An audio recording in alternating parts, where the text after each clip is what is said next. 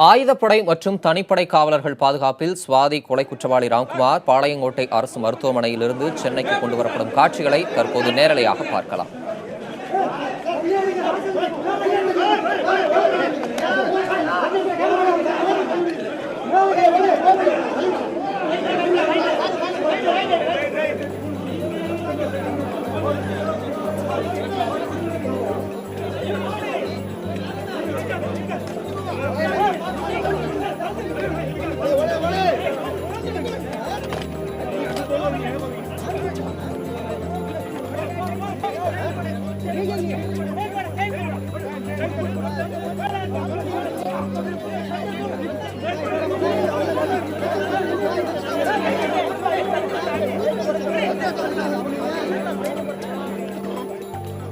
ஆயுதப்படை மற்றும் தனிப்படை காவலர்கள் பாதுகாப்பில் சுவாதி கொலை குற்றவாளி ராம்குமார் பாளையங்கோட்டை அரசு மருத்துவமனையிலிருந்து தற்போது சென்னைக்கு கொண்டுவரப்பட உள்ளார்.